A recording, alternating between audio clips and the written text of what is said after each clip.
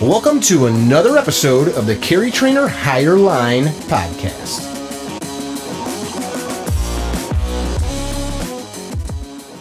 Hey guys, welcome to another episode of the CarryTrainer Higher Line podcast. I've got my new friend, Benjamin Arman. Is that how you pronounce your last name? Arman, yes sir.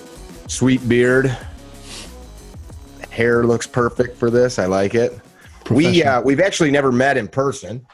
Somebody sent me a video of yours via Instagram a couple months back, and I thought it was pretty good stuff. So I started watching you do some live feeds. You post some hyper intelligent, almost makes you feel stupid to listen to.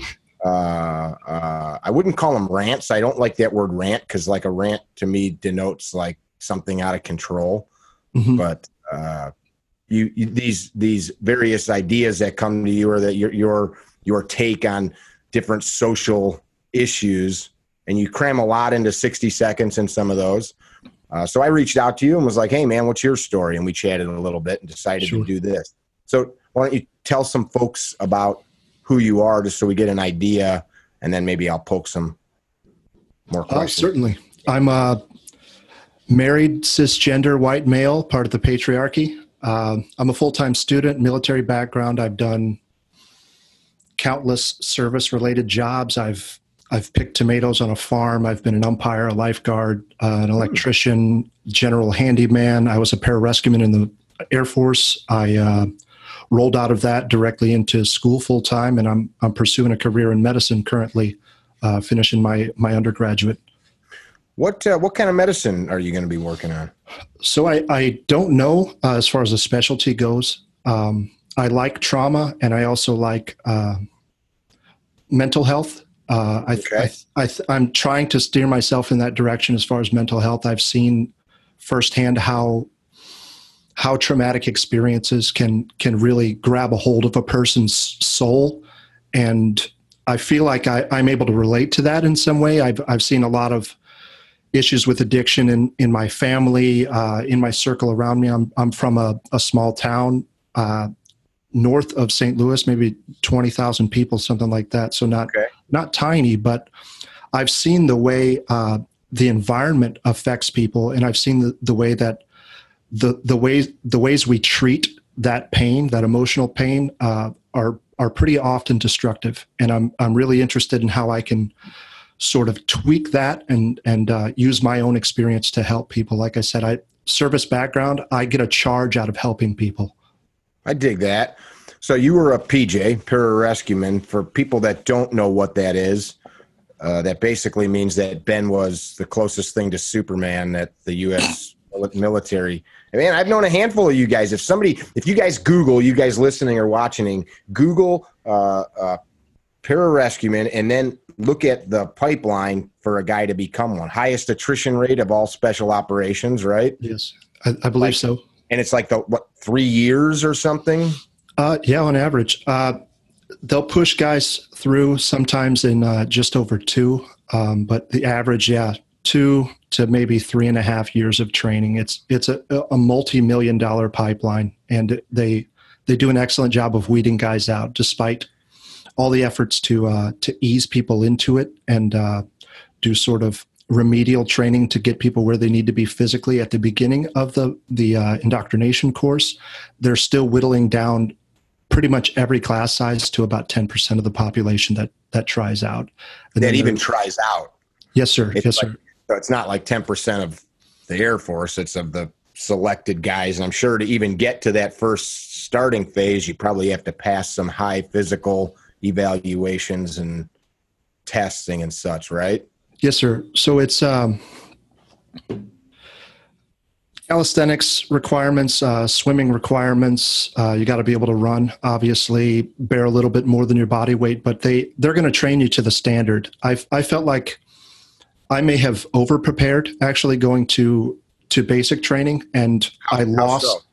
So I did a lot of running, and I was running on asphalt quite a bit. So I won't get into the whole story, but I ended up failing my first indoctrination course, the first selection course, because of the final evaluation run. I had developed such severe stress fractures in my femurs from rucking, running, that constant pounding, that I physically couldn't do the final eval run. My calisthenics were top notch. My performance in the class, my reputation and things like that were all exemplary, but I physically couldn't complete the run in the time. So I did about 4 months of physical therapy, came back and breezed through the second team. It was just, my body was so broken down by that time that I physically couldn't do it.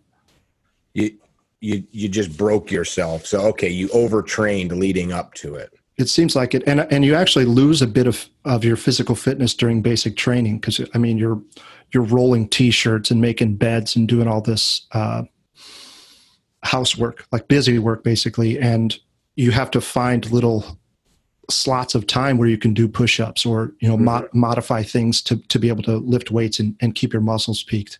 I see. So for other, the folks that are listening, the other things besides that physical stuff, you guys are learning top-notch land navigation skills, things like medicine, right? You guys are some of the highest trained special operations soldiers in the medical side of things that the military has, right? So this new career path is a good dovetail for you. Oh, certainly. So we become nationally registered paramedics. We get a little more into the like field surgeries and things like that. So I had a slightly broader scope than a typical paramedic. Also a little bit more responsibility as far as extended field care and trauma care and things like that. But we also operate in any environment. So whether it's desert, Arctic, mountains, on water. So we have to be able to take care of ourselves and manage a patient in just about any environment. So we do very extensive medical training, but then I also have to be able to get to a patient and get that patient and myself out. So which may require you to be physically exerting yourself, carrying them. It may require you to fight your way in to them and getting out with them, right?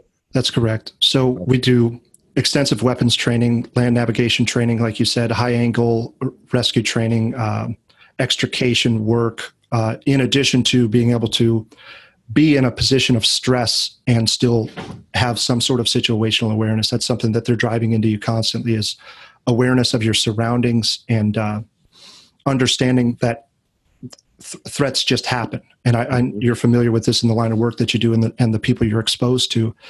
It's one thing to be able to manage a patient in an emergency department or in an ambulance, but when there are threats that are life-threatening to you and your patient, it changes the calculus a little bit. So we get very extensive training. And I think that likely makes for a lot of that attrition rate that you spoke of. Mm-hmm. Just the broad abilities that one must possess to do the job. Sure. The jack of all trades and the master of none is but you have to be common phrase. Really, really good at all those trades, not just remedial. Correct. Right? Correct. I'm not bad at any of those things, but I wouldn't say I'm necessarily the best at any one of those things. It's a broad palette of skills. Sure.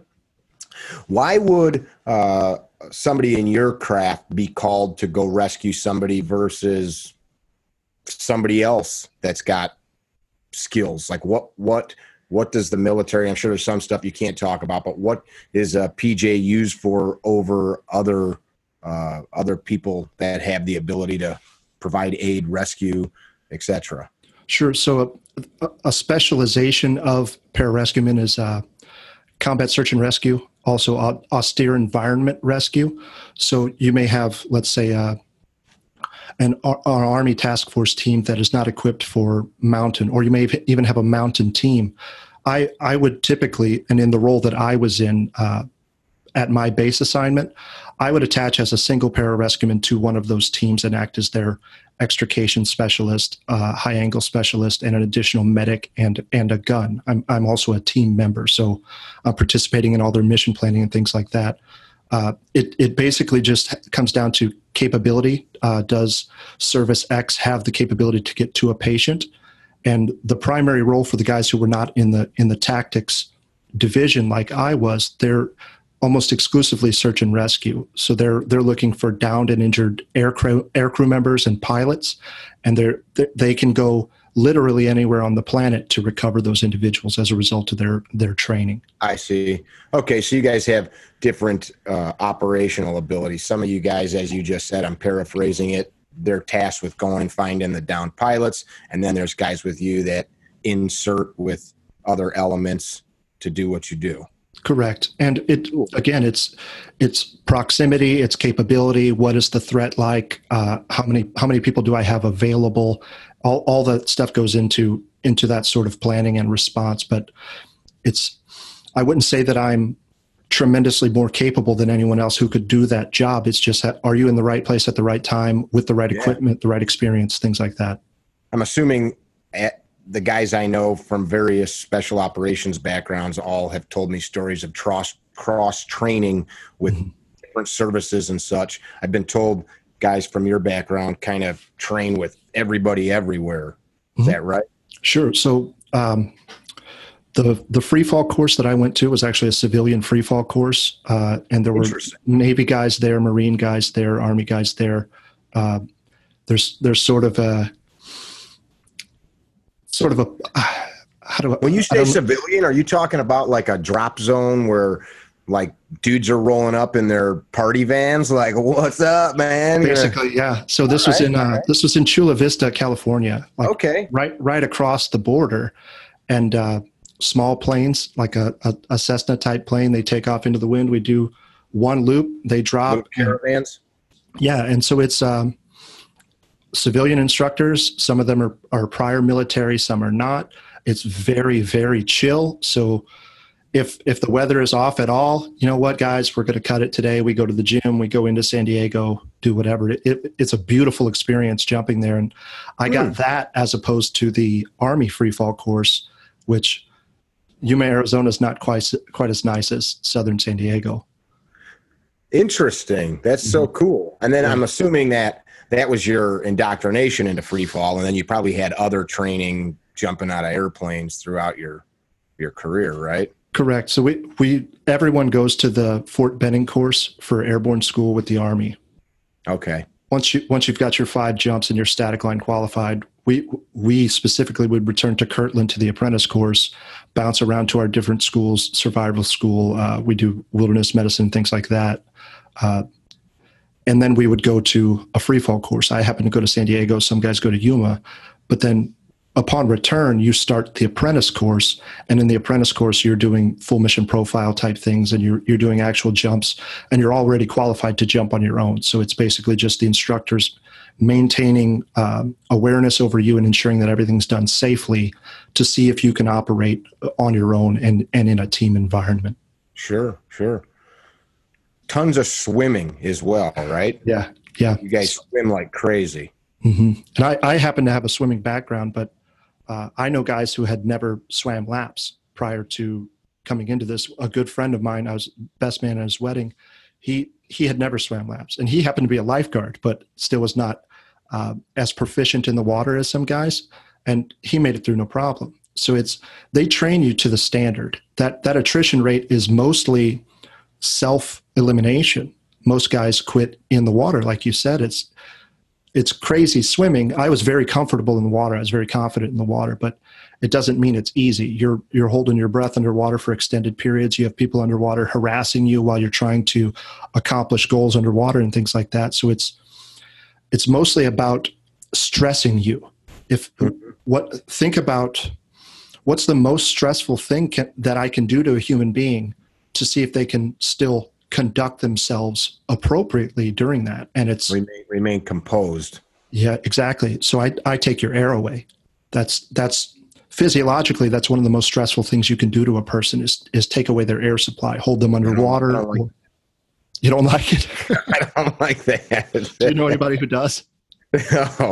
No. Yeah. So I'm just saying, yeah, I'm not down with that. Yeah. Yeah. The bulk of it is people who, they get this look in their eyes, they climb out of the pool, they go and get the horn, and they're out. I quit.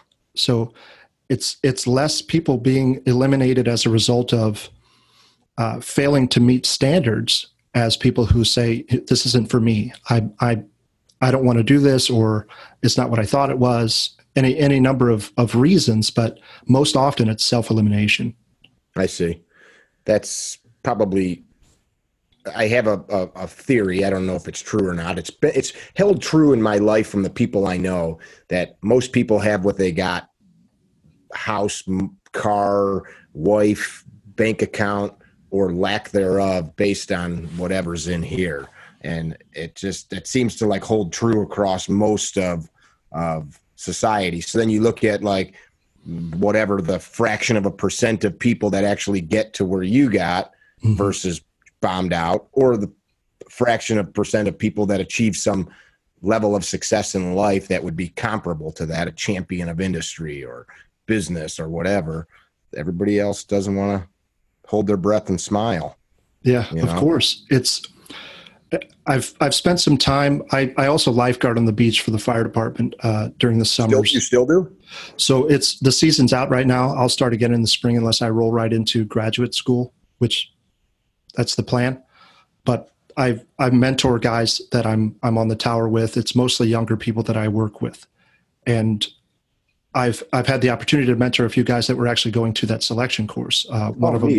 One of them just completed the selection course, and that's one of the things that I stress to people. It's less about your physical capability. You wouldn't make the initial standard to try out for pararescue, combat control, any of the other special operations there.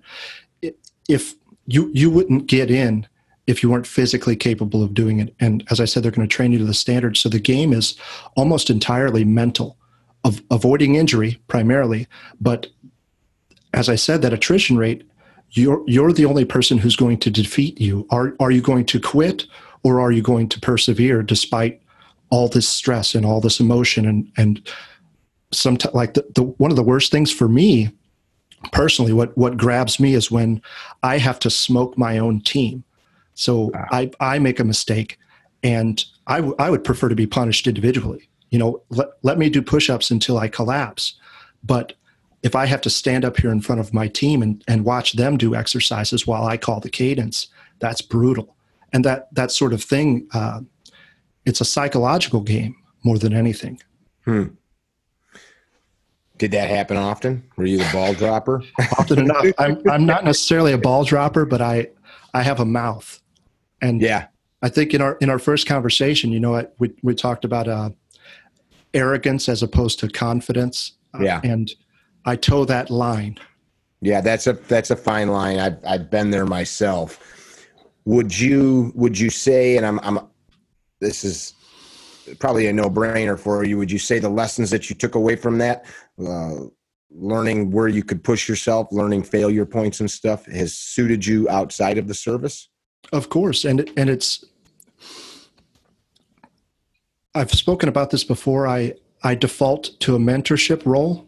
And I'm also able to stay calm in stressful situations. So, I'm a full-time student right now. I'm pursuing a degree. I'm taking advanced chemistry courses and things like that. When I struggled with mathematics in high school, and so I'm doing physics. I'm doing chemistry now, and I think I can say confidently that I'm a completely different person now than I was pre-military. Maybe that comes with age and wisdom and experience, but the discipline that instills, and when you're pushed into a team environment where it's not just you. And I think maybe this is something that happens with parents. Do you have children? Mm-hmm. Did you notice a change in yourself pre and post? Definitely, but I think to your point, 20 years has elapsed. My oldest is almost 20. My youngest will be 18 in a few weeks. So I can say at the time, from when I was a young man and they were born, I didn't have some magical awakening like, oh my God, now I've got this little person. I mean, I was 22 years old. I was an idiot. But, oh, wow. Yeah. Yeah. Yeah.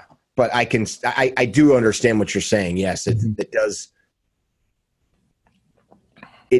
It gives you something else to start thinking about. It changes your focal point and gives you a different optic. Certainly. Yeah. And I'm far more disciplined than I was. I've always been relatively conscientious and disagreeable and sort of orderly like I am now. These are just built-in personality traits, but I think it enhanced a lot of those tendencies.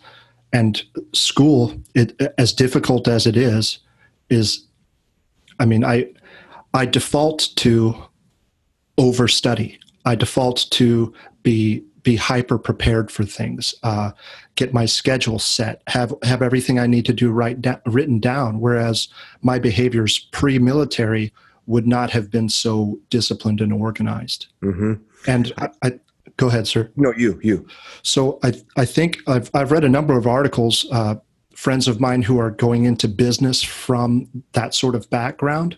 And there's a lot of data to support the rate of success of people with my sort of background or similar backgrounds going into another hyper competitive type environment like that. Mm-hmm. I've seen that for sure from anybody I know that has come out of the service, including family members. And I think that's not dissimilar to a father or mother instilling traits into a young man or a young woman, mm-hmm.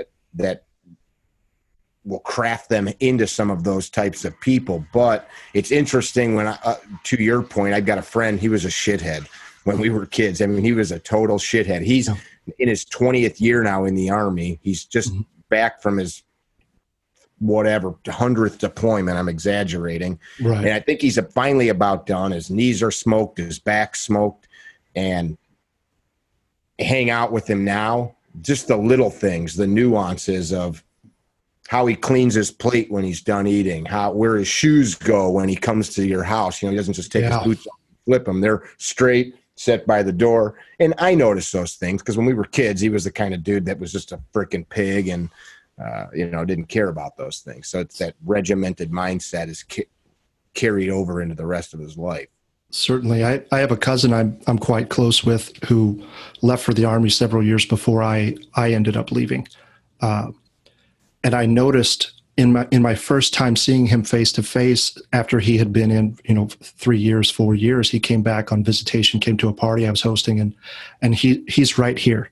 He's arm's length away from you, direct eye contact, standing confidently. Whereas prior to that, he was a more, I wouldn't say reserved. He's an extroverted person, but you can tell a difference in the way people confront what the focus of their attention. Mm-hmm. And I think that was the most drastic change I noticed in him was his posture. And as I would move, because we're in a casual environment at a party, and I'm moving, looking around, talking to people and things like that. And he's staying with me, basically, moving his body around to be sure that he's facing, the threat. I like it. Mm-hmm. I like it. I think that can probably be a good and a bad thing, some of those things. And I will say, I know some guys that came from upper echelons of military that got out and they're shitheads, and I wouldn't piss on them if they're on fire. So but I think if that's their own fault, not the military's fault. Of course, so. You can only do so much reprogramming in that sort of time. And like most things, the attitude with which you face that sort of information or transformative experience is going to make it or break it for you. And like you said, it can be a gift and a curse. Even that bearing my cousin was displaying, that can freak people out. Why are you so calm? Why are you so direct? Yeah. Take it easy. You're freaking me out. Exactly. What's with the green feet? So a number of stories. I've spoken to and trained with the first person to do that, a guy named oh, wow. I had his name, Fisk, Wayne Fisk, I believe is his name. But I trained with him up in New Hampshire. He was the first PJ? First PJ to get that tattoo. Okay. He and another guy, I believe they got it in Vietnam. Okay. And a symbol of pararescue, basically. And the story that I heard is that when someone's descending from one of those big I believe it was an HH-53 at the time. It's a giant green helicopter. And these guys are coming down on fast ropes, or they're coming down on a cable being lowered. And you see those green boots coming down to get you. And at the time, pilots knew that if nobody else would go in, these were the guys who were going to go in and get you. And so you see those green feet coming, and it's, finally, I'm going to get out of here. And these guys they have the capability to get me out of here. So that became a symbol for not just pararescue, but combat rescue in general. And then the apprentice course that spawned out of that, or the selection course, combat controllers and pararescuemen used to be united in that indoctrination course. Okay. And so it's a green feet symbol with a lightning bolt sort of dividing them. The combat control symbol merged with the pararescue symbol. But do the combat controller guys, do they adopt the green feet too? It sort of became a shared thing. Like they have their own symbol. I don't know. I know a few of those guys. I'm going to have to ask and see if any of them tatted that up on themselves. Yeah. So I think I know a few who have, but I don't know if you guys look at them like that's kind of lame. Like you don't really get to have that tattoo. No. Kind of like. I think in person, yeah, we would talk shit about it because that's the kind of guys that are in that environment. But I know that guy is an essential part of the team, and I've experienced that firsthand. Why those guys are so essential. So sure. Do you? If you want that symbol, take it. As long as you can get air power in here when we need it, I have no objection. Yeah. So what he's talking about, for those of you listening or watching, if you Google it, you'll see it's two cartoonish, cute little green feet. And I've met guys, you see the little tattoo on them, so I know what it is because I've asked people, but Google it up and you'll see it. So if you see somebody with that on, and basically you're looking at superhuman person in front of you with the tattoo. And even like the support groups, the helicopter pilots, the air crews, and things like that have all sort of adopted that symbol as well. I don't know if they're also getting that tattoo on their behind or not, but it's sort of a universal combat rescue thing now. Okay. All right. Well, that's kind of lame. Yeah. Well, you can't have anything nice, right? Right. That's funny. Well, they can get a T-shirt with the green feet on it, but they don't get that cool hat. I gotcha. Yeah. That friend of mine I was telling you about is part of a new quote unquote special unit with the Army that's got brown berets, and all the guys are really ticked off because if you look at like what the unit was for, it almost sounds like a Green Beret unit, but they're not Green Berets. They're like below them. And they put him in that unit, and he was kind of pissed about it because he's like, everybody's going to hate me, but he's been around a long time and leads young men. So that was his last deployment. And he like take that thing off all the time. He didn't want to be in pictures. It's funny how self-conscious alpha men are. It's sort of a different type of self-conscious. Maybe that's not the right word. Self-awareness is probably the better word, but it's almost taken to the extreme where you're especially aware of how others perceive you. And rule number one is always look cool. So having that sort of thing, even though it isn't really a degrading thing, you think in the minds of others, it devalues you from your previous position. So we're especially apt at noticing our standing in social strata. Yeah, man. Some of the coolest cats I know that came from special places are the ones that have jeans and T-shirts on as they walk about in the world, and nobody knows the difference, and they don't tell anybody and they don't brag about it. And you walk in their house and maybe there's like a plaque or something on the wall, and that's about it. The douchebags that have like their car covered in stickers and they've got like stuff all over their body usually are kind of douchey dudes. Yeah. It makes me think of like guys who wear like the Fox racing hat with like a fishing hook in it or something. Like I need everyone to know immediately when they look at me what my hobbies are and what I'm all about, because right. Because all these things I surround myself with, that's who I am somehow. That's interesting. We could probably talk a whole hour just on what would make a man want to do that. I don't know if I would want to, but yeah. So let's change gears. So I want to make sure people understood the kind of background that you had. So just to recap, in order to do one of those kinds of jobs to you listeners and viewers, you got to have, and this is my words, not his, you got to be a pretty hyper intelligent human being, super physically fit, and remain composed in situations where normal people would lose or lack composure. So just to kind of the mental space of where we're at. So now, Ben, you're in school working to get a new career, and you're pontificating online about all kinds of political things, your viewpoint on the gyrations or ebbs and flows of what you see in society, all kinds of different topics. Let's grab one. I see you post a lot of stuff about our president, President Trump. You share a lot of stuff. Your take on what you see. Comment on that. Certainly. So I can understand a lot of the apprehension toward him. And it's sort of, I think, the result of my background in being around alpha males continuously for years. You know, I've always been involved in team sports. I've always been involved in athletics in hyper competitive fields, and then that continued into the military. So I'm used to being around people who are extroverted, who say exactly what they mean, who are very direct and things like that. So I understand the apprehension toward him, but I think what people need to understand about this guy is that he's speaking to an audience that isn't just you. You know, so the average IQ in America is 100, give or take. So half of Americans are less apt at recognizing patterns than the average. So if I'm speaking about foreign policy and, you know, what direction I want to take the country and things like that, I can't use the same language to speak to the Noam Chomskys and Stephen Hawkings of the world as I use to speak to the person who is a career,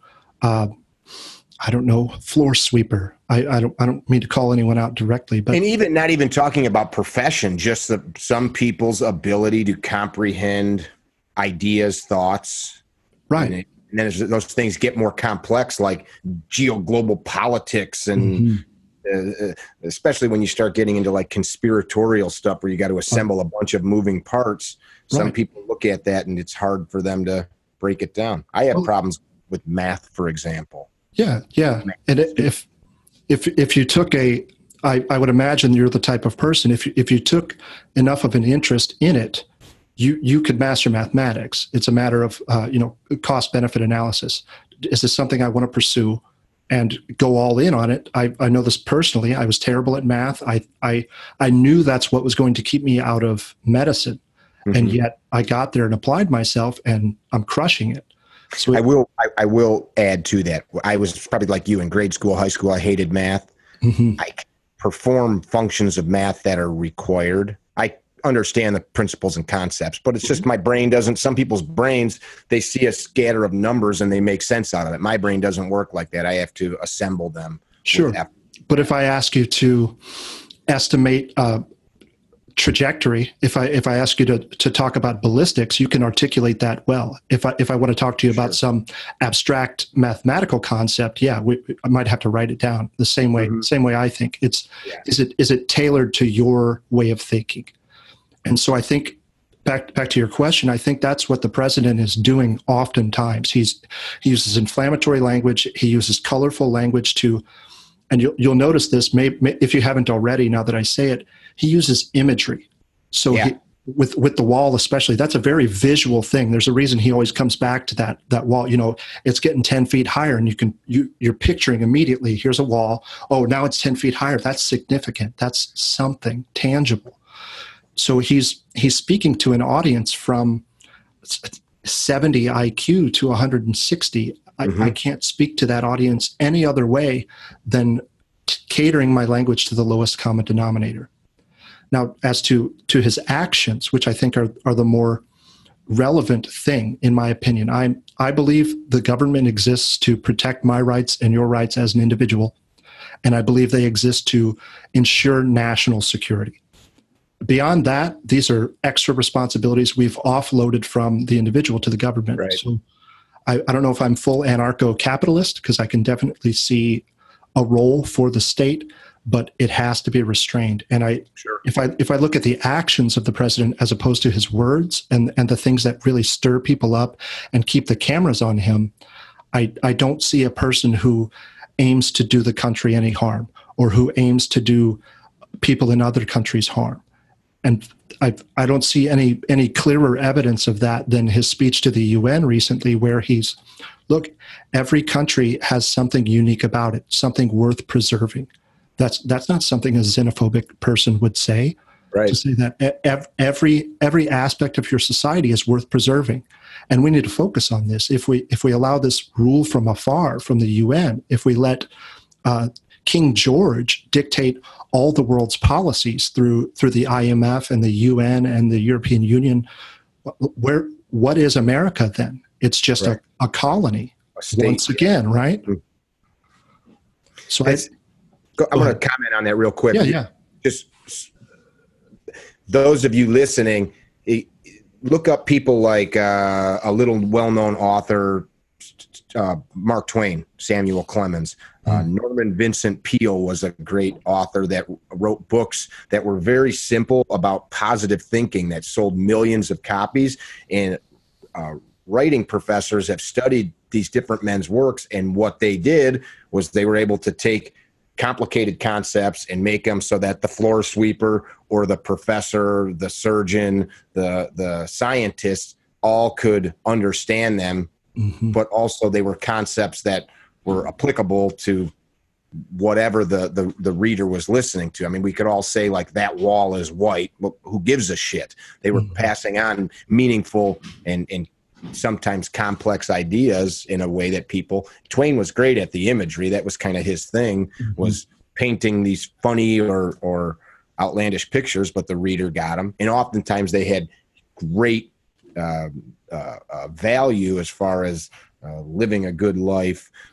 Like Twain wrote hundreds of things about arguing. I'm sure you've heard some of them, comments about arguing with a fool makes a fool out of both of you. I'm paraphrasing, but just such simple concepts where somebody could pontificate on that for hours. And it's like, hey man, this one sentence kind of sums it up. Sure. You're done with it. And everyone gets it. And that's precisely what I'm getting at. You hit it spot on. If I'll assume you're familiar with the biblical stories or some aspects of Greek mythology. And if you analyze those as instructions for life, let's say, as a roadmap to how to exist the best way you can. If I want to take something that is so tremendously complicated as to why you should orient yourself in this way, if I can boil it down into a line or two that is a visual story, like a character arc condensed to a few sentences, and it triggers, there's something in our consciousness that responds to that hero's journey. I don't know why, but our psychology is wired to respond to that.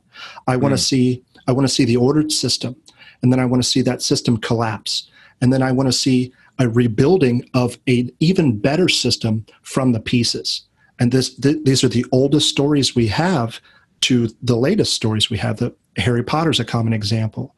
Yeah. So if I can take something that profound, like advanced philosophy concepts, for example, or mathematics concepts, and I can make it so that I can teach it to a 6-year-old. I can explain meta ethics to a 6-year-old in a story that takes me 10 minutes to read. Like that's it. That's what we should be doing, so that we can indoctrinate. Sure. It's got a negative connotation, but to teach people how to be and why they should be and what is worth being.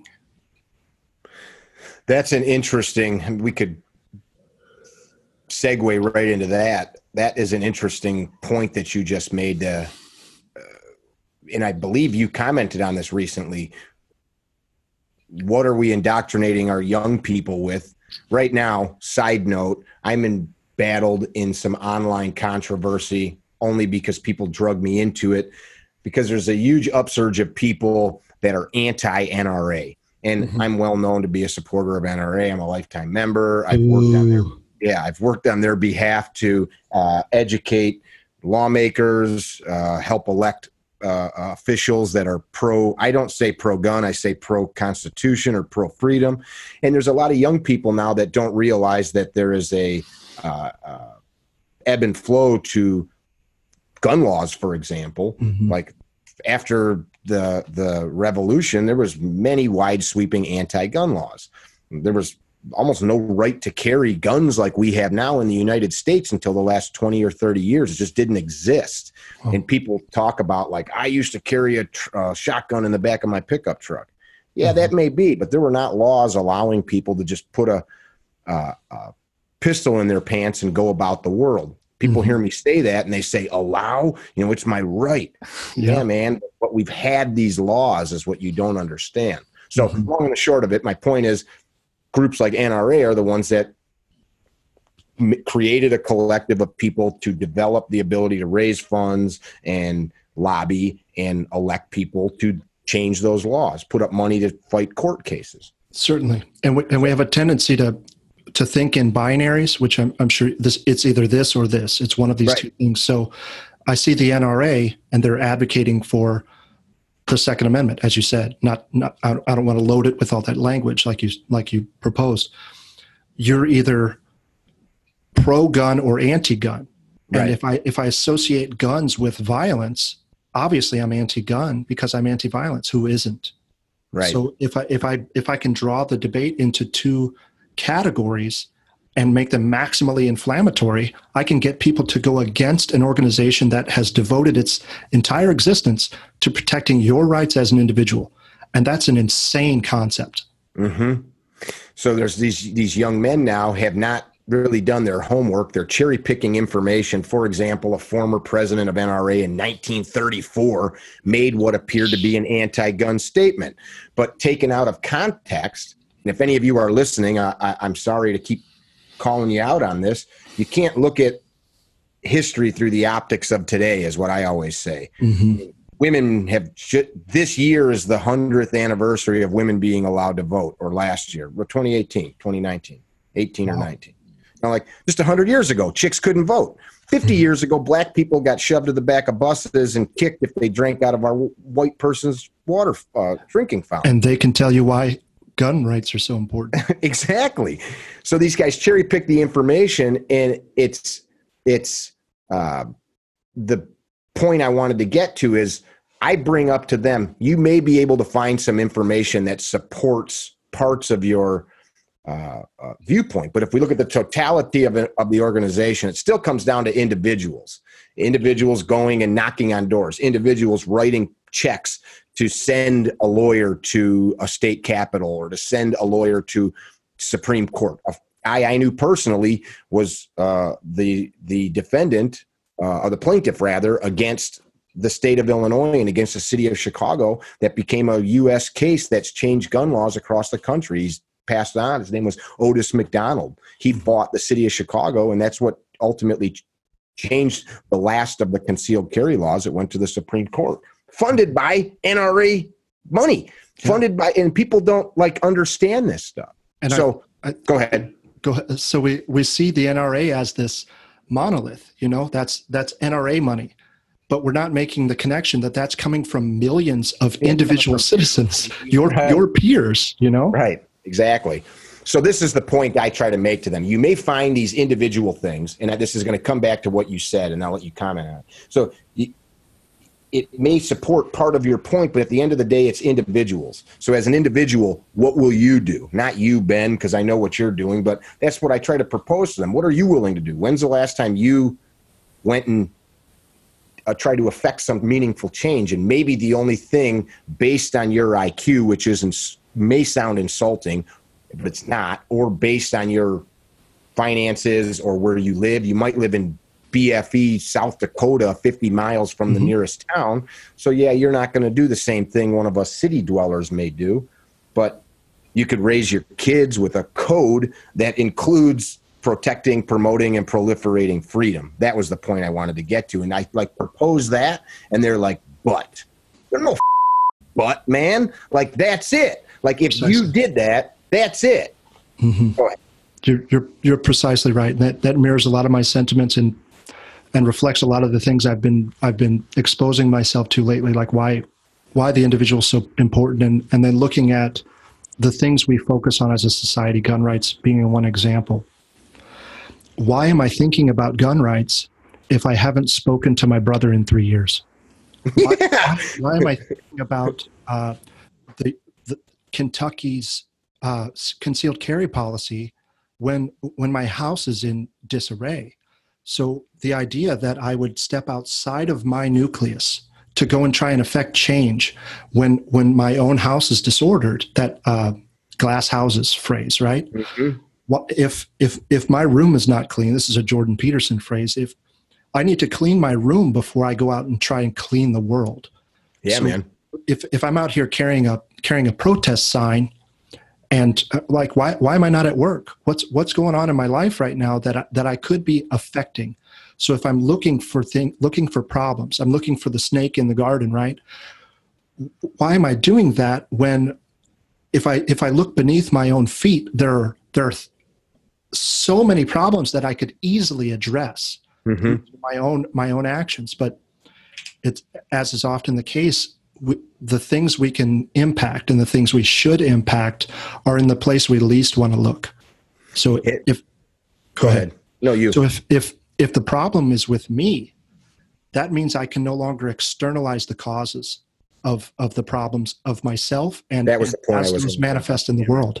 Yeah. I can't say it's Trump that's causing division, because the division is coming from my heart, right? I got to hold a mirror up now and say, shit. Yeah. And look inside. You know what? If I'm not self-actualized, if I'm not the best version of the person I could be, the hero that I can imagine, if I'm not that, why am I going and trying to rescue someone else? I have to put my own mask on before I turn to my neighbor and get their mask on them. Caveat to those of you listening, we're not telling you don't worry about people and only worry about yourself, but the idea really is probably the best thing you can do for the world is to love yourself first and take care of yourself, because then you are putting out into the world more goodness. Light. Exactly. Yeah. Exactly. Yeah. Be a source of light. And the way you do that is you shine, if there's a fractal effect. Everything in reality is connected. There are people who even propose that consciousness is connected. We're all one consciousness experiencing reality subjectively. Do you believe that? I don't know. I don't disbelieve it because I can't disprove it, but the burden is on the prosecutors, right? They need to prove it to me. Well, I don't know how many times I've thought about like, hey, I wonder how Ben's doing. And all of a sudden a text comes through and it's Ben saying like, sup, bro? Dude. So there's some truth to that. Something, right? And people describe this in the psychedelic experience, in the religious experience. I noticed this. I like to go to music festivals. So a good friend of mine. What kind, you dirty hippie? What kind? The worst kind. Oh, shit. So I go to Bonnaroo every year up in Tennessee, and it's, 60,000 people walking through the woods. Walks of life. It's a live real-time freak parade. And I like people watching, and I'm very extroverted, as you can tell. So I probe at them. I like talking to people. I like questioning things and whatever. But my friend Steve and I are sitting there, and it's in between shows. We're waiting for a show to come on. I believe the band is Churches. The first note that came out through that PA system, and this is a massive amphitheater here. The first note reoriented 15,000 people instantaneously. So exactly. It's not just the head orientation, but you probably know you train people for self-defense. If I walk into a room, my body has done a rapid fire assessment of everything in that room. My mind has already taken all of it in through visual data, sense data, etc. Sure. And I get a gut feeling. Where does that gut feeling come from? And how can I say that is detached in some way from consciousness? And if I'm getting a feeling from people just being, how can I say that our consciousnesses are not connected? Why do we all ring and vibrate to the same frequency when that first note goes out? Why does music make us cry? I'm with you. Yeah. So I'm with you. I can't say we're not connected. I forgot what got me on that tangent. I derailed you a little bit. I'm sorry. That's all right. Where are you at? If we had an editor in the room here, he could roll back and square us away, but we don't have one. Yeah. You had mentioned to me when we chatted on the phone one time, you went to a Trump rally and were interested. You were just heading about not interviewing, but just saying to people, hey, like, why are you here? What are you up to? Because you wanted to get a taste of what you were seeing on the news, if it was real versus what the media was pumping out, and how'd that experience go? Well received. And I'm looking forward to seeing the opposite side of the perspective. I make it a point to challenge friends of mine who are on the left and on the right, because I try my best to understand both sides. Mm-hmm. So at that rally, I was more or less trying to, I'm poking at people, trying to cause that cognitive dissonance, basically. Okay, mm-hmm. I agree with you here, but what about this? And challenging that perspective. And I was surprised at the level of information the people that I spoke to had. Most of them are well versed in politics and things like that, or I don't imagine they'd be going to a rally. Now, again, this is a small anecdotal sample of the people that I spoke with. But I did notice something when I would ask people for a criticism of the president. And, like that lets me know you're not thinking critically. Sure. If all you have to say are pleasant things about the president, that's I could start naming some stuff. Of course, you bomb Syria within 24 hours of a reported gas attack. Mm-hmm. We're still dropping bombs in Afghanistan. The wall is not built. Mm-hmm. You're lowering taxes without cutting spending. Like we can go on and on. But if I ask you for a criticism and all you had to say is we're taking America back and things like that, I can't relate to that. However, you mentioned earlier that you listen to what somebody says, but you judge them by their actions. Correct. And that's what's important. Go on with your thought. So my interactions with people, despite challenging them and despite basically saying, well, you're wrong and here's why, well received. No animosity. It didn't seem like there's any anger in response to my questions. It could be that I'm a privileged white male. I don't know. But there was only a vibe of love in that room. It was like one of those music festivals, but for Republicans. I think I've told you that I was involved in the political spectrum for a while, and that's exactly. I grew up with a pastor for a father. Music festival, charismatic church service, mm-hmm. Or a political event. It's all kind of the same vibe. You're tuning into people's guts, and they're vibrating on that same frequency of mm-hmm. love and peace, and we're going to get this done together, and we are the world. Yeah, sure. And so, like, if I can smell pheromones, for example, I'm sure you know what I'm talking about. Why would I not smell endorphins? Why would I not smell serotonin flooding someone's body? Why is sex both emotionally and physically satisfying? All of those, we're sense creatures. That's how we perceive the world, through all of these senses. So if I'm in a room with people that are all, like you said, we're on that same frequency, right? I'm not just hearing that. I'm not just seeing it, and I'm smelling it. It's these waves are coming through me. All this matter between us is connected, so that the butterfly effect, Yeah, this sounds crazy what you're saying, though. Mm-hmm. Mm-hmm. Just kidding. It does, especially if you've not been exposed to ideas like that. It doesn't sound crazy at all if the people listening and watching, if you actually start to come up with some memories of various circumstances, a rock concert or whatever kind of music, the symphony. I've sat in a musical. That sounds kind of weird to some people, but I like musicals. Whatever. Well, you're masculine. You don't care. And I can get tears worked up watching, part of a play. And if you start to pay attention to those things, which that self-actualization, that self-awareness helps open us up to that, rather than like, fuck that shit, man, that's gay. No, like this is legitimate. It's real. Mm-hmm. And step back, even in simpler, birds of a feather flock together. So if we agree and know that that these vibrations of energy connect us, if you surround yourself with people that exude darkness or mm-hmm. anger or fear or disrespect or whatever negative thing you wish, eventually you will tune into those vibrations. We've all know people like that. When you're around them, you're like, eh.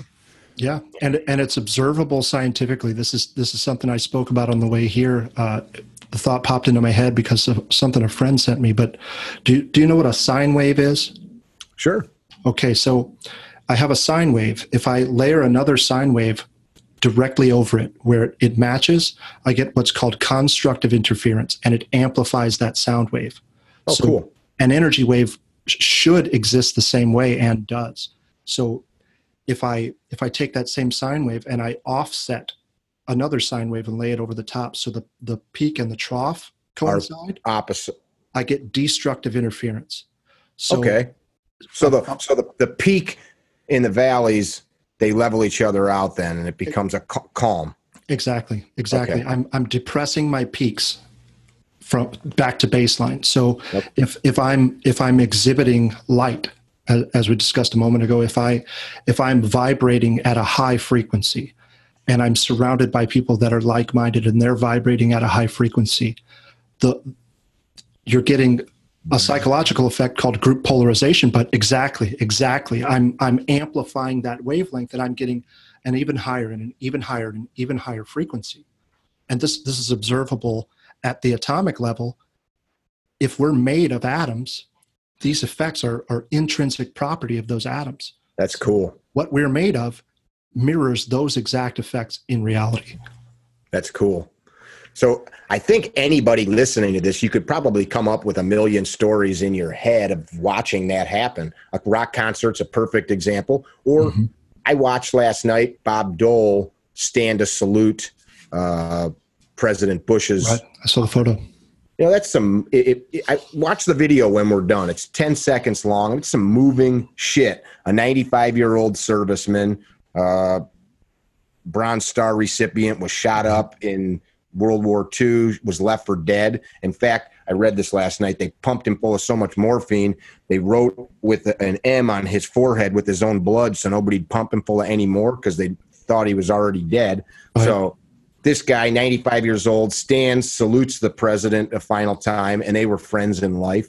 And you could see him fighting tears back.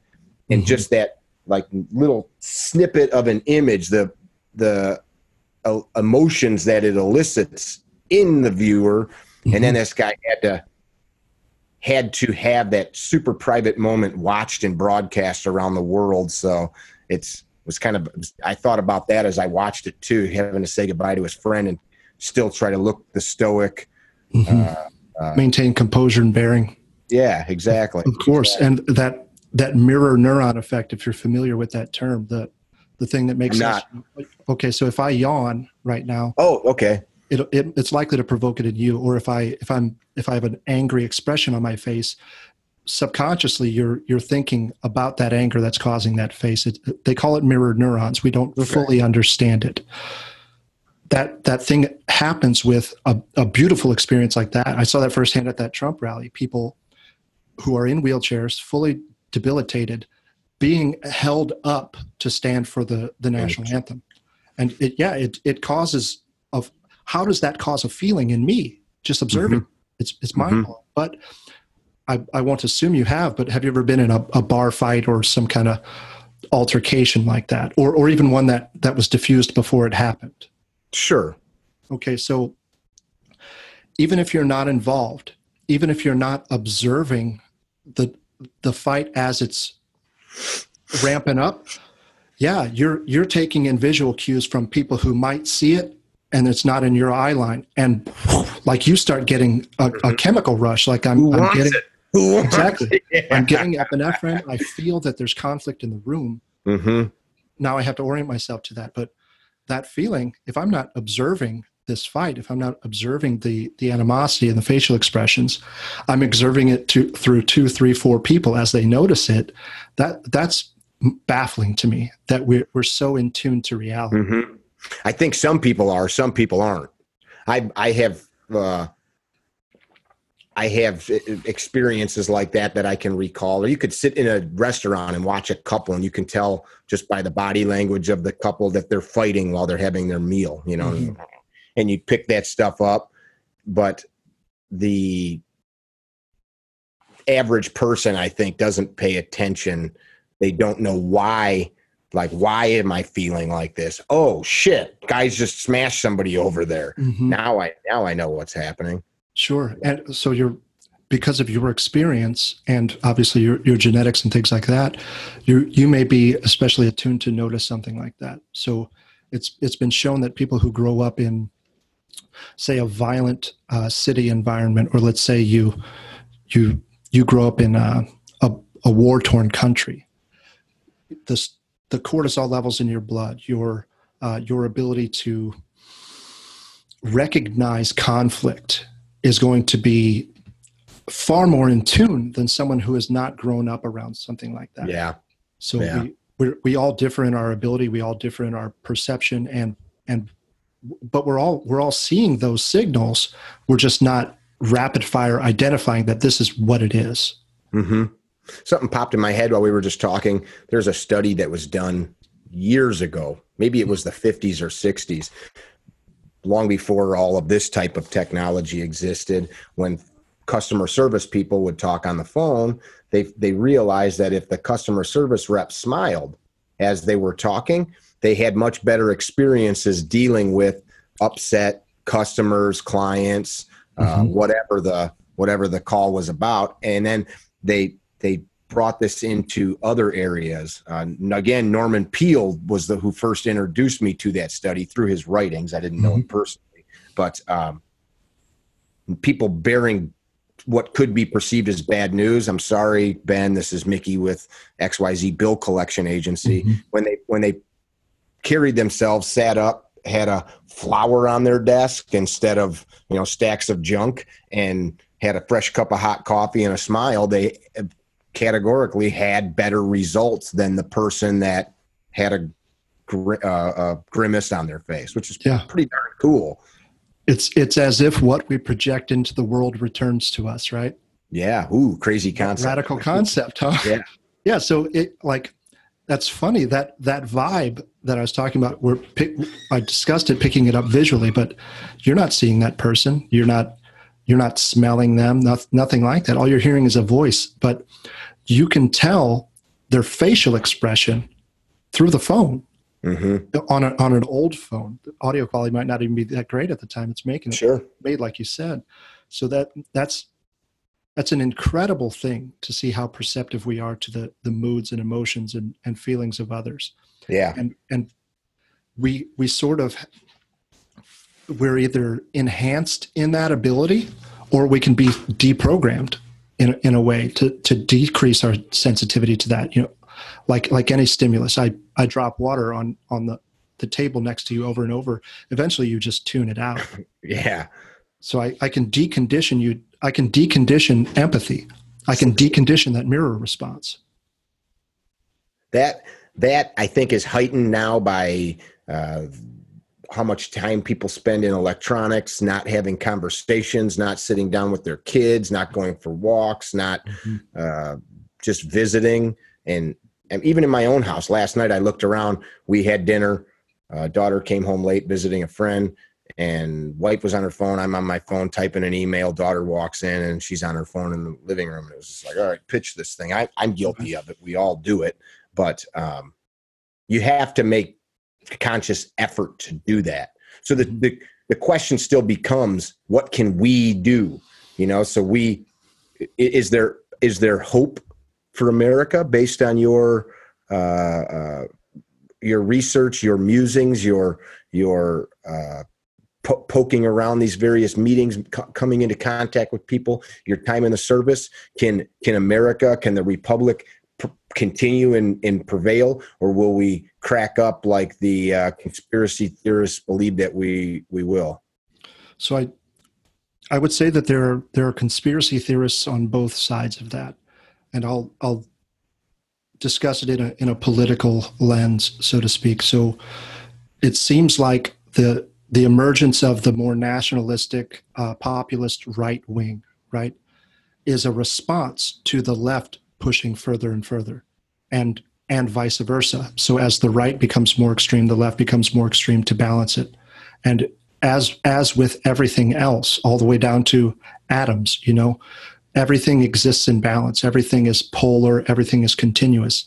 So it's my hope that this increased connectivity that we have exposes us to more people who are clustered around the center, like most people are. You know, if I look at a distribution, most people are in that big hump on the distribution, and the people who are amplified by the mainstream media, you know, I'm constantly picking on them, but this is what the left is like. These radical Antifa using fascist tactics to fight fascism. That's what the left is. And then I give you this caricature of the right wing as well that says, well, these are all xenophobic racists who beat their wives. And these are the fringe, the tails of the distribution, but they sell newspapers, right? They sell advertisements. They sell, my product is your eyeballs. I'm selling your eyeballs to advertisers.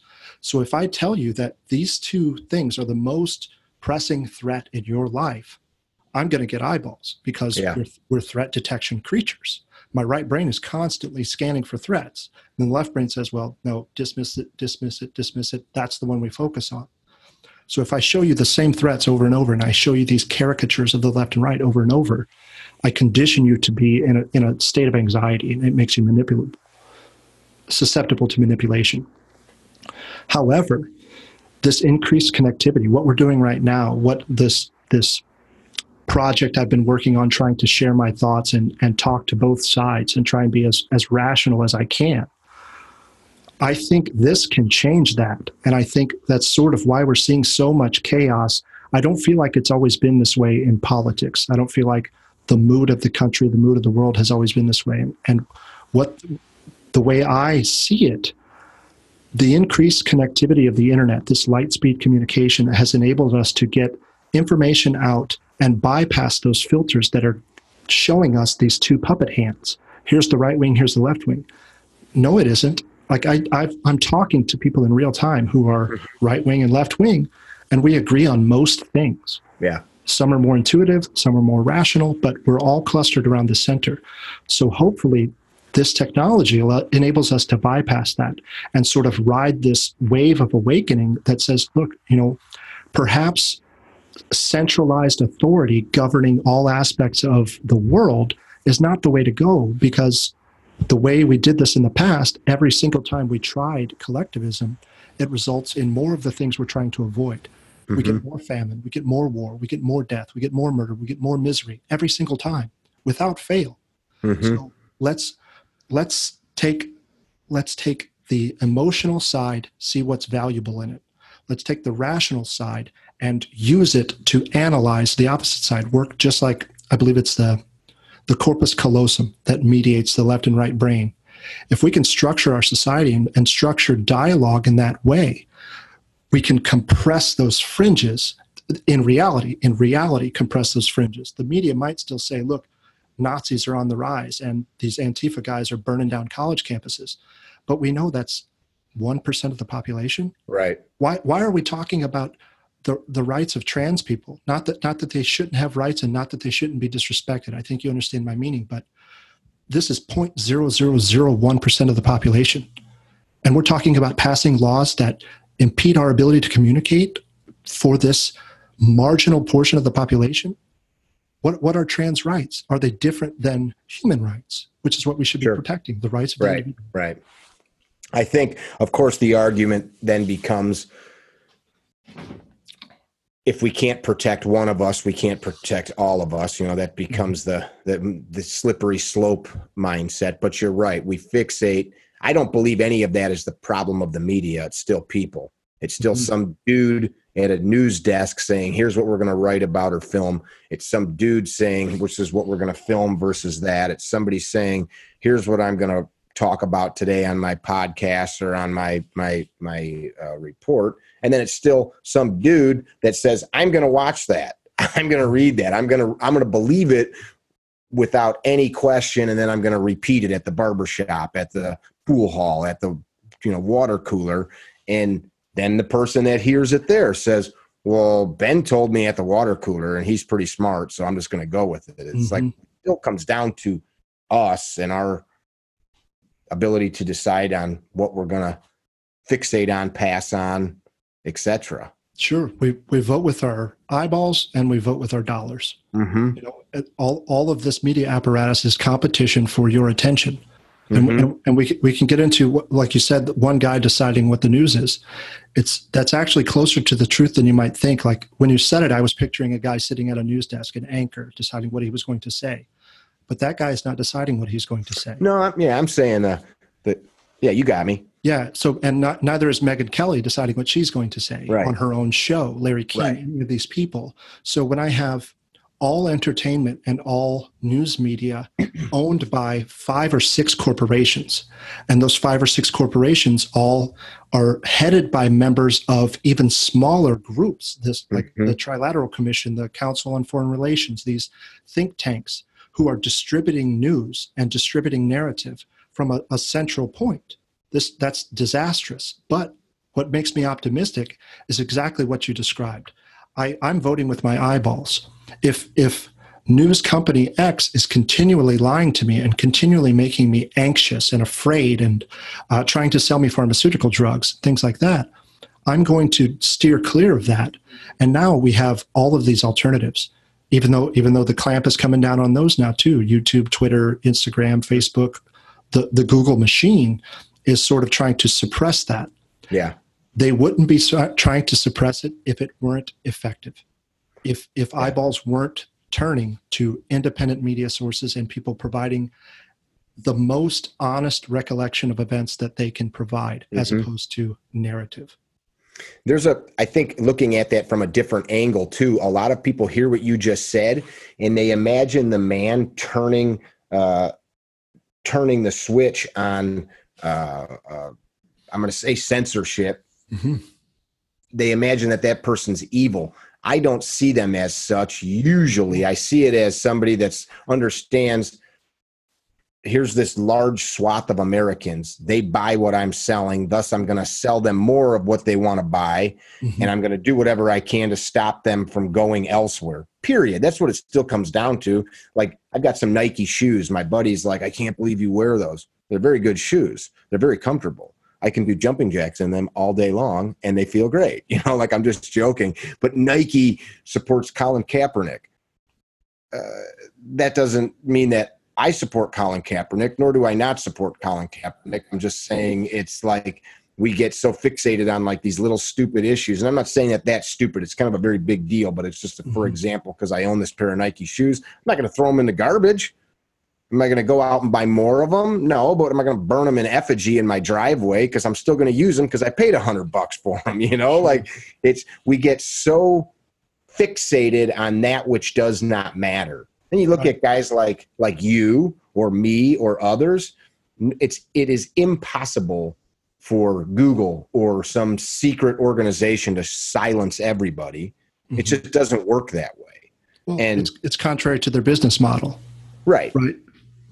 That's what it really is. It's not some people that eat children and rape cats in like a castle in Germany, writhing their hands, figuring out how they can plant more seeds of destruction into our brains. Like, dude, they don't want to kill us all.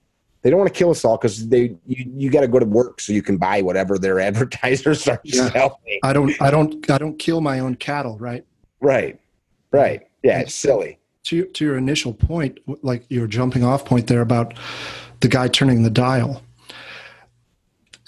compassion is what that made me think of. You know, if I believe I'm providing a service that's valuable, I think I'm catering to a specific audience or supplying a demand. Even though I'm giving inaccurate information, maybe I'm a propagandist and I don't know it. The idea that I'm acting through compassion is something that we see as inherently good, right? But the idea of the mother that consumes her own children, and I don't mean that in a literal sense, but I know what you're saying. Right. So I have to insulate everything around this infant. And what that does is it prevents that infant from growing. I'm keeping a hen in a cage, you know? So that we're devouring ourselves with compassion, and it's a counterintuitive thing. So that guy, you know, is not, maybe he is sacrificing babies. Who knows that, like, ritualistic human sacrifice and cannibalism is as old as these stories. It surely happens. I'm just saying in general, though, we attach some level of evil to these people, forgetting that often it's much more simple than that. And it's just some corporations trying to earn money for their shareholders who are more individuals. Plus, it's easier for me to see that person as other rather than self. And to say, if I were in that position, things would be different. If that were me, I would never have been a concentration camp guard. You couldn't have paid me enough. You couldn't have threatened me with sufficient violence to make me engage in something like that. But we fail to realize that man behind the curtain in The Wizard of Oz is you. That's another version of you. You are one and the same. So when we otherize things and then we project our own emotions onto them, or we say that somehow I'm different from that, I'm better than that, you've just never been pushed to your limit. I think the easiest thing in my mind, because we could spend our whole life trying to perfect our personality, perfect our character, becoming truly, I've at times gotten far too introspective where I no longer appreciate the moment because I'm thinking about the passing of the moment. And I know, you know what I'm saying? You go too deep down that rabbit hole sometimes. And then like some of these big words that are being tossed around and these ideas, it still comes down to what do you want? What are you willing to do to get it? And are you willing to trade some things? Like, and I don't mean stuff, but sacrifice. 56 men signed the Declaration of Independence. I don't know what that equates to versus all of the colonists that lived in the states at the time or in the colonies. 56 men. I know it was a fraction of a fraction because there was at least 50,000 people in the colonies. 56 of them sat down and they ignited this fire that is changed the scope of the entire planet for 270-ish years. 56 dudes did that. And some of them were common folk. All of what they knew, we know a million times over. Everything they knew, we have access to instantaneously. Everything. Every bit of knowledge, science that was known at the time, we all have instant access to. And 56 men did that just by deciding, here's a goal, here's what we're going to do. That's my North Star. Sure. You know what I'm saying? To your earlier point, if we can get past what needs to be sacrificed in order to bring these sides back together, this optimistic picture I'm trying to paint about a collective awakening. That's we know we don't need to behave as cattle just because we are cattle. Perhaps we can turn all this herd in one direction, something like that. I'm tremendously optimistic for all the reasons that you've laid out. And those 56 men, despite knowing that instantly those dots are going on their heads, like if you sign this, you're effectively signing your own death warrant. All the eyes are turning to you. All the guns are turning toward you. Is that sacrifice worth the outcome? Especially knowing you can't predict the outcome. That's heavy stuff to me. I've talked about this before in some various podcasts and in some speaking engagements that we've done. If you think our government owes you anything or the nation owes you anything, those dudes, I think it was Adam said, I'm paraphrasing, on this day in some distant point in the future, people will send up aerial displays and they will weep and rejoice because of what we did. We won't be there to see it, but like we're doing it anyway. That's heavy shit, man. It wasn't, we're going to do this because we're going to be rich and powerful and create this government that you'll take this part, I'll take that part, and we're going to raise taxes and make money. They knew our fortunes, our family, our property is all in jeopardy. And some of those guys lost their lives. Some of them died destitute. Some of them's family were run out of their homes and their property was burned to the ground. Fortunes were confiscated. Some invested their fortunes in the war effort and died broke. Yeah, and these were intelligent, wise, learned men who had analyzed history and said, well, here are the mistakes that are made reliably. Here is how civilizations rise and fall. What rules could we set in place? What limitations can we set on the state, which typically is the cause of those falls? What restrictions can we place on them that will mitigate these risks? They thought it through, and to have that kind of confidence to say, they'll rejoice at this having happened. But as you said that, I thought you may have seen this video before. It's an interview with a KGB defector called Yuri Bezmenov, and he talks about ideological subversion. So there have been brief periods in history. The most recent memory I have of it would be post-World War II. The men returning from war, women had taken up the burden for them, and we saw an economic boom following that, and a sense of patriotism. Oh, finally, this conflict's over. We can come back together, reform, and move forward as a society. That patriotism, nationalism. There is and this could be just conspiratorial, I'm projecting my own ideas onto it, but that media apparatus and entertainment apparatus and the indoctrination we get in educational institutions seems to all be focused on eliminating that, number one, sense of individualism, and then any identification with the values as they were outlined in that Constitution. Here are the things we need to protect. Here's why they're valuable. Here's how we protect them. But if I can convince people that these values are irrelevant, that everything is subjective, that you have no value as an individual, now I've subverted your ideology that gave you strength, and now I just roll right over, or I let you eat yourself from within. That self-consuming serpent becomes the picture of the country, and I just let it collapse. Heavy stuff, man. Indeed, it's heavy stuff. Yeah. I believe that most people don't understand how much power actually resides inside of them. Can everybody grow up to be the president or a gold medal winner or PJ? Maybe not. But I have a friend that says anything that anybody's ever done physically, he thinks he can do himself. And I think within reason. I'm not going to dunk a basketball like Michael Jordan, but if I really wanted to at a young age be a great basketball player, I probably could have been if the work was applied. I feel most folks just need to start to appreciate how much actual power that literally resides in them if they choose to harness it and do something. Sure. And 56 men. Should we look at the President of the United States or the gold medalist or whatever and compare ourselves to them and say that's my goal? The question that brings up in my mind is what meaning will I derive from the accomplishment of that goal? What meaning am I going to derive from making progress toward that goal?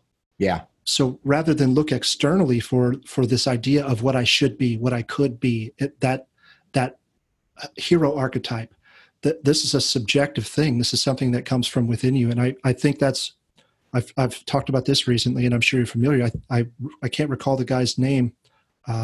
Martial artist you had a podcast on. You guys were talking about the Bushido code and things like that. Was talking Green Beret. That was you were probably talking about Tu Lam. Exactly. That's a great podcast, by the way. Thank you.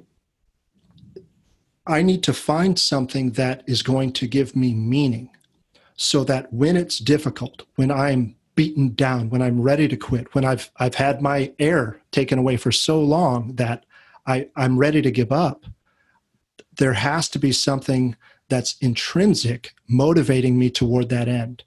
And what if the occupation president or the status associated with gold medalist no longer exists? What if there's a complete inversion of the paradigm where self-reliance and introspection become the most valuable things in our society? It's no longer currency and status.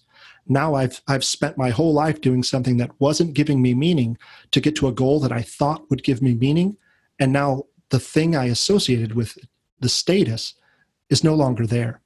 So I need to engage in a pursuit that is that is gratifying for me in the now and forever. And that's what I'm trying to build for myself. Like I did this self-authoring series and things like that. I decided that where I am in 20 years, 30 years from now, what do I want to have done? And I boiled it down to the reduction of suffering.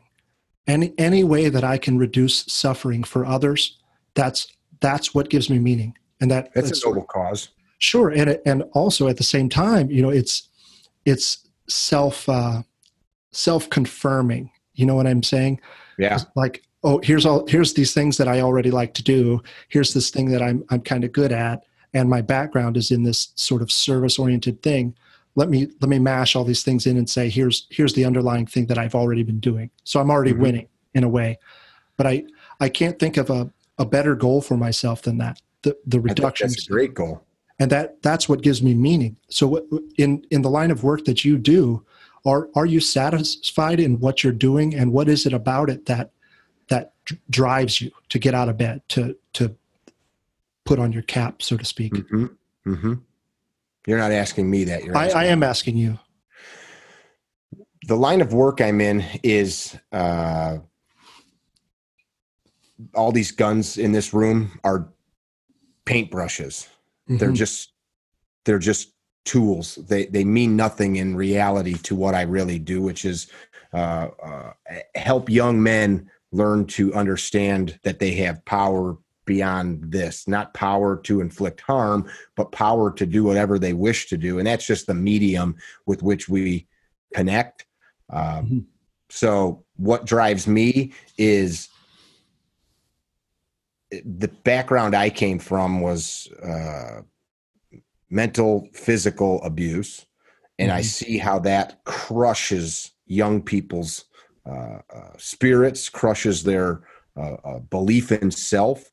And watching the trajectory of my own life, up and down, the ebbs and flows of successes and failures, and those vicissitudes happen to everybody. Nobody goes through life. When my daughter and I watched the president's coffin being carried into the Capitol last night, and all of those people, world leaders, famous people, standing as it was brought in, I said, no matter what you do, in the end, that's how we all go out. Maybe not with the whole world watching being brought into the Capitol. Maybe it's just a county burial where they put you in a cardboard box and run you through an incinerator. But in the end, that's how we all go out. So if the totality of my life is teaching people to make holes in targets or shoot bad guys, that's not a bad thing. But what I would rather do is have people learn to believe in themselves so that they can inject some good into the world. And for the most part, it breaks down to simply this. You are what you think about all day long. And if you choose to invest your energy thinking about all of the evil that may befall you, all of the evil that you see around you, that is in fact what you see. If you instead begin to think about how something as simple as a smile, a hug, a slap on the ass, maybe a dirty joke, but one that's well-intentioned, might bring some joy to other people around you, that is really and truly what changes the world. So that is what gets me out of bed. That's beautiful, man. I'm sorry to hear about your childhood.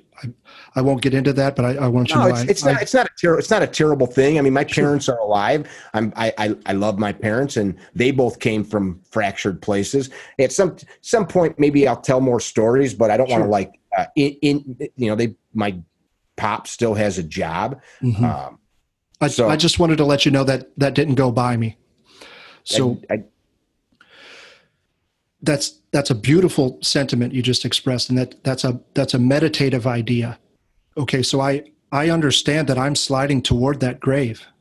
From dust to dust, that idea. So am I going to remain fixated on the grave, the end of the journey, or am I going to remain fixated on the beginning of the journey, this regret and doubt and stuff about the past? Or can I be present in the moment and maximize my own potential? And if I can do that in a way that maximizes the potential of others, bravo. That's a wonderful statement you made. Thank you. I think that as I've listened to you, I think if people started to think about their kids their coworkers, people that are in and around their life, as you were trained to think about a downed airman or downed soldier. I'll do whatever it takes to provide aid to that person, and not that we need to be everybody's hero. That's not what I'm saying, but metaphorically, I understand. Speaking, do what's required to get your kid out of the rut. And it's not yell at them and tell them they're stupid or buy them a frickin' TV so that they are placated and satiated to sit and get through the day. But you might have to hold your breath and do something that sucks. You might have to put your arms into the proverbial burning fire to pull them out. And it just seems as if there's too many people looking for easy paths. And now my message doesn't always go over so well because it's not macho. I mean, it's hard to hide this, but but people, they want to look at the Chuck Norris, Bruce Lee, Steven Seagal kind of thing, kick the door down, shoot him up. That's sexy. Scoop up the girl and ride off into the sunset. That was like 19 metaphors all in one, but sure, I get it. That's not real. Right. It's not real. Why is your goal for self-actualization external? Why is Bruce Lee masculinity? Why is Chuck Norris the hero? When like my conception of hero has to come from within me, so that when I make progress toward it, I'm rewarded. I'm rewarded within myself. I don't have to rely on others to say, "Oh man, look, he just put on his blue belt." It doesn't matter. I'm not pursuing admiration. I'm not pursuing recognition or a status that is parallel to that Chuck Norris character. Right on. I'm focused on self-actualization, and that makes me that light we spoke about earlier. People see that. People recognize it. They pick up on it. They vibe with it. And if I can exude that, why would I be doing anything else? I like that. What's your parting thoughts, my friend? What would you leave people with that would, if they only remember what you're about to say, what would you leave them with? Buy war bonds. Buy gold. Buy guns. So I've used it already in this podcast, and I say it all the time. And it goes back to that. I'm looking at the world trying to fix it. I can't help anyone. And this is within the same thing you mentioned about pulling the guy out of the burning vehicle. What if there's more than one guy, and I'm diving into a burning vehicle to destroy myself to help this one person? That I need to keep this candle going so that I can light 1,000 other candles, right? So I have to decide what I'm about. I have to decide where I'm going. And this is the mentorship idea that I talk about most often is I have to have a point B in mind, and I have to set point B to where it's in alignment with what brings me meaning. And if I'm making progress toward that, I derive meaning from life. I derive meaning from the journey. Other people see that, and it has a fractal effect in society. So preparing a vision of what your life should be like and trying to align short-term goals with that, you can't miss, because it's your goal. You created the goal. My goal isn't to become president. Who gives a shit about the president? What can I do that is going to be maximally rewarding for me? I don't know if that's a closing statement or not, but I'm optimistic about where we're headed, and I want people to see themselves in others, and understand that we all would like to go in the same direction. We just, our experience colors our perception of what that means. Yeah, man. I think that is an excellent thing for people to take away from this. As you guys tune out here in the next 2 minutes, identify what the goals that you've set forth for yourself. Is it an early retirement with a packed 401k? Nothing wrong with that. Is it being able to have a bunch of shit? Nothing wrong with that. I'd love me a freaking supercar in the garage. I'm not willing to do what it takes to get one, but that would be cool. Is it a big fat house, a vacation home? Nothing wrong with materialist stuff. Is it paying for your kids to go to college? Whatever that is, identify it, and then think, is what I'm doing what I really want to be the end all be all for my time here on this earth. I think that's kind of what you're saying, isn't it? Certainly. Yeah. Is the juice worth the squeeze? Yeah. And if it is, hey man, I'm not judging. If you want to be the number one, somebody just sent me something about a guy that is the only certified rectal exam person in the UK. And he's got like a very real live dummy that he takes around and does these rectal exams. You might want to be the best rectal examiner ever. Or you might want to be a super mom that raises kids to love other people. You might want to be a PJ like Ben.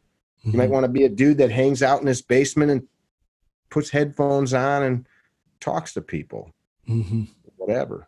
I just was writing down, you gave me the title to the podcast. Keep your candle lit so you can light 1,000 more. That's borrowed from the Bhagavad Gita. Well, it's now become the title of this podcast. And it was awesome. I've got to jump because I've got another call I've got to jump on. I super appreciate your time. I think this was extremely beneficial recording that people are going to get a ton out of. I'd like to talk more in the future. We'll have to circle back, get on a phone call, and talk about some other things that we could do. How do people find you? Instagram, basically. The letter B, and then my middle name is Strong Love, believe it or not, STRONGLOVE. Strong Love. Yeah. My parents were very woke. Nice. That's fantastic. Check him out on Instagram. He puts up a lot of cool posts. Guys, if you're checking this out on a mobile device, share it, forward it to your buddies on Instagram, Facebook, whatever, not because it's going to make Ben and I famous, but because I believe the information that we're passing on to you, which is not something we created on our own, but are truths for all of history, are something that could help others. Right. Go tell somebody you love them. Right. Thank you very much for having me, man. It's been a real pleasure. I appreciate it. We will do it again for certain. Be well. Visit our website, CarryTrainer.com, for information about classes held throughout the U.S., CarryTrainer apparel, and upcoming projects. You can also email us at training@CarryTrainer.com for information about setting up your own private course or speaking engagement. Training@CarryTrainer.com or CarryTrainer.com.